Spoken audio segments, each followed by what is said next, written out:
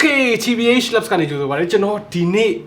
showcase လုပ်မဲ့ monitor တစ်လုံးနဲ့လည်းမဟုတ်ဘူးနှစ်လုံးနဲ့လည်းမဟုတ်ဘူးဒီနှစ်သုံးလုံးပါ MSI ရဲ့ Optics MAG gaming monitor ရဲ့မှာဒီသုံးလုံးကိုကျွန်တော်ဒီနေ့ showcase လုပ်သွားမယ်ဘယ်သူတွေအတွက်ဘယ်ဟာကိုကျွန်တော်တို့ recommend ပေးလဲနောက်မှာပြောပြမယ်ဆိုတော့သုံးလုံးရှိတယ်နှစ်လုံးက27 inch တစ်လုံးက32 inch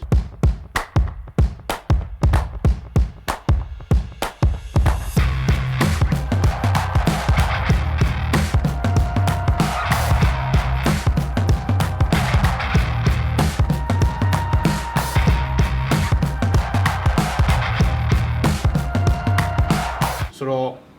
27 inch နှလုံးနဲ့ကျွန်တော်တို့စပြောမယ်ဆိုတော့ဒီကောင်ခါလေးရင်ဖယ်ထားရအောင်ကဲဆိုတော့27 inch နှလုံးဒီ27 inch နှလုံးက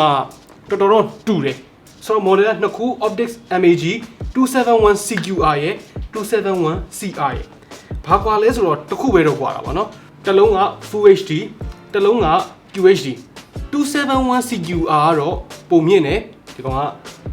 1440p UHD နဲ့လာတယ်ဒီ monitor တွေအကုန်လုံး MSI ရဲ့ Optics MAG တွေအကုန်လုံးက 144Hz ဖြစ်မယ် curve ဖြစ်မယ်ဒါပေမဲ့ size တွေမတူဘူး resolution တွေမတူဘူးတချို့သော feature လေးနည်းနည်းပါးပါးမတူဘူးရုပ်လေးနည်းနည်းမတူဘူးဆိုတော့ဒီ27 inch နှစ်ခုကတော့ရုပ်ကအတူတူပဲကျွန်တော်တို့အနောက်ဘက်မှာသုံးပေးထားတဲ့ material choice လေးတွေကတော်တော်လေးမိုက်တယ်ဆိုတော့ monitor တော်တော်များများမှာဖြစ်လေးရှိတာတခုရှိတယ်သူအရှိတ်ဘက်လေးကတော့လှနေတာပေါ့နော်အနောက်ဘက်ကိုသွားကြည့်လိုက်လို့ရှိရင် glossy finish တွေဒီမှာလက်ရတွေထင်ပေပွားနေတဲ့ design တွေဖြစ်လို့ရှိတယ်ဒီမှာတော့အဲ့လိုမဟုတ်ဘူး brush aluminum design နဲ့ဆိုတော့လက်ရတွေပဲပေပွားနေတာမျိုးမရှိဘူး glossy နေရာဒီတနေရာလေးပဲရှိတယ်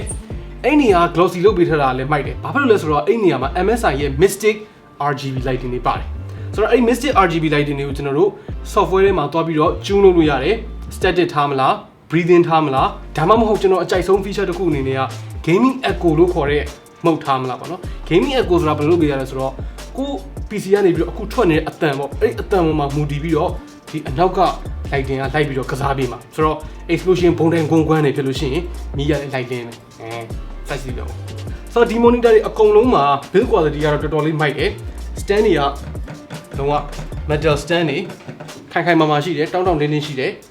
လှုပ်နေတာအောက်ကခုံကလှုပ်နေတာ monitor လှုပ်နေတာမဟုတ်ဘူးအကုန်လုံးကhigh adjust လုပ်လို့ရတယ်ပြီးရင် tilt adjust လုပ်လို့ရတယ်ဒီလို adjust လုပ်ကြည့်လိုက်လို့ရှိရင်တော့တော်တိတာတယ်သူရဲ့ build quality ကတခုတော့ရှိတယ်ဒီကောင်က rotation လုပ်လို့မရဘူးဘာဖြစ်လို့လဲဆိုတော့ဒီ monitor တွေက content creation ဘက်ကိုဦးစားပေးထားတာမဟုတ်ဘဲနဲ့ gaming ကိုဦးစားပေးထားတာဘယ်သူကမှတော့ game ကို download ကြည့်ဆော့မယ်မထင်ဘူးဆိုတော့ content creation ဘက်ကိုဦးစားပေးထားတာမဟုတ်ဘူးဆိုပေမဲ့သူရဲ့ color accuracy ကစုပ်ပြတ်နေတဲ့အထဲမှာတော့မပါဘူးတော်တော်လေးမိုက်တဲ့အထဲမှာတော့ပါသေးတယ်ဒီ monitor 3လုံးစလုံးပေါ့နော်အခုဒီ27 inch နှလုံးအပြင်ဒီ32 inch မှာလည်း DCI P3 ကို 90% တော့ကျော်ကြတယ် sRGB ရပြောရမယ်ဆိုလို့ရှိရင်115ကနေပြီးတော့120% လောက်ထိ coverage ရတယ်ပြီးတော့ဒီ27 inch မှာ feature လေးတစ်ခုပါတယ် feature တော့မဟုတ်ဘူးပေါ့နော် accessibility ဘာညာပေါ့ဒီဘယ်ဘက်မှာ hook လေးတစ်ခုပါတယ်အဲ့ဒါလေးကိုနှိပ်လိုက်လို့ရှိရင်ဒီလိုထွက်လာတယ်အဲ့ဒီကောင်နဲ့ headphone တင်ထားလို့ရတယ်ပြီးတော့နောက်ဘက်ကိုကျွန်တော်တို့ဆက်ကြည့်မယ်ဆိုရင်ဒီ control တွေအတွက်ဒီမှာ joystick လေးပါတယ်အဲ့ဒီ joystick နဲ့ဒီ monitor ရဲ့ setting တွေကိုချိန်ညှိလို့ရတယ်ဒါမှမဟုတ်အဲ့ထက်ပိုလွယ်ခြင်းနဲ့အဲ့ထက်ပိုမြန်ခြင်းနဲ့ဆိုလို့ရှိရင်ကျွန်တော်တို့ဒီမှာ USB နဲ့ချိန်ထားဒီနောက်အောက်မှာ USB ပေါက်တွေပါတယ် USB ကိုသုံးပြီးတော့ monitor ရဲ့ PC ရဲ့ချိန်လိုက်ပြီးတော့ပြီဆိုလို့ရှိရင်သူ့ရဲ့ gaming OSD app နဲ့ချိန်ညှိလို့ရတယ်ဆိုတော့အဲ့ဒီချက်ကတော့တော်တော်မိုက်တယ် monitor တွေမှာအဲ့ဒီနောက်ကခလုတ်တွေနဲ့ချိန်ညှိရတဲ့ကိစ္စကအဆင်မပြေဆုံးပဲဆိုတော့အဲ့မှာကိုက shortcut တွေပါတယ်လည်းထားပေးထားလို့ရတယ်ဥပမာ control shift x နှိပ်လိုက်မယ်ဆိုလို့ရှိရင် on screen ကော့ဆဲပေါ်ကျင်တာတို့ဘာလို့အစရှိသဖြင့်အဲ့ဒါအကုန်လုံးကိုမြန်မြန်ဆန်ဆန်လုပ်လို့ရတယ် okay ဆိုတော့ဒါကတော့27 inch နှလုံးစလုံးက 144Hz 1 millisecond ဟောတခုပြောဖို့ချင်နေခဲ့တာရှိတယ် VA panel တွေသုံးထားတယ်ဆိုတော့ TM panel တွေဆက်စားလို့ရှိရင်တော့အများကြီး color accuracy ဘိုင်းမှာတော့ပိုမိုက်တယ် okay ဆိုတော့32 inch လေးပဲဆက်လိုက်အောင်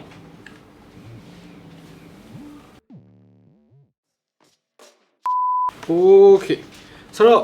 ဒီကောင်ကတော့32 inch အနောက်ဘက် design လေးမှာနည်းနည်းလေးကွာသွားတယ်အများကြီးတိတိတသားကြီးတော့မဟုတ်ဘူးဒီကောင်မှာတော့ဒီ headphone hanger ဘာညာမပါဘူးဒါပေမဲ့တခြားသော feature တွေအကုန်လုံးအတူတူပဲ color accuracy လည်းတော်တော်လေးနှီးစက်တယ်ဒီ monitor တွေအကုန်လုံးမှာ AMD ရဲ့ FreeSync နဲ့ support ရတယ်ဆိုတော့ဈေးနှုန်းတွေကတော့27 inch ထဲမှာနှလုံးရှိမယ် Full HD ရဲ့ဈေးကအခုဒီမှာပြထားသလောက် QHD ရဲ့ဈေးကဒီလောက်ဒီ32 inch QHD ရဲ့ဈေးကတော့အကြီးဆုံးပဲဒီလောက်ဆိုတော့ဈေးနှုန်းကြီးကပြောရမယ်ဆိုလို့ရှိရင် gaming monitor တစ်လုံးအနေနဲ့ဆိုလို့ရှိရင်တော့ price to performance ဆိုတော့ကောင်းတယ်လို့ပြောလို့ရတယ်ဆိုတော့ဘယ်သူတွေကိုကျွန်တော်ကဘယ် monitor ကို recommend ပေးခြင်းလဲ27 inch 1080p CR ပေါ့နော်အဲ့ဒီကောင်ကတော့ e-sports title တွေဈေးအနည်းဆုံးနဲ့ performance အကောင်းဆုံး monitor လို့ရှင်နေဆိုလို့ရှိရင်တော့အဲ့ဒါခင်ဗျားတို့ဖြစ်လိမ့်မယ်ဒီ32 inch ကကြတော့ဈေးကိုတိတ်ပြီးတော့ view မဆိုင်ဘူးအကောင်းဆုံးအကြီးဆုံးဆိုတာပဲလိုချင်တယ်ဆိုတဲ့သူတွေတက်အဆင်ပြေလိမ့်မယ်27 inch QHD CQR version ကကြတော့ pixel density လည်းကောင်းရမယ် size အရင်ကြီးတာမလို့ရှိဘူးနေရာတိတ်စားတဲ့ဟာမျိုးမကြိုက်ဘူးဒါပေမဲ့27 inch 1080p ကိုလည်းကိုယ့်အတွက်လုံလောက်တယ်လို့မထင်ဘူး pixel density ကောင်းကောင်းလိုချင်တယ်ဆိုလို့ရှိရင်တော့အဲ့ကောင်ကအများကြီးပိုမိုက်လိမ့်မယ် okay ဆိုတော့ခင်ဗျားတို့ရောဒီ MSI ရဲ့ optics MAG တွေထဲမှာဘယ်ကောင်ကခင်ဗျားတို့နဲ့အသင့်တော်ဆုံးဖြစ်မယ်လို့ထင်လဲသုံးလို့ရှိလား experience တွေကိုလည်းအောက်မှာ comment တွေမှာဝင်ရောက်ဆွေးနွေးညှိနှိုင်းကုန်လို့ရပါတယ် okay နောက်နေ့မှတွေ့တော့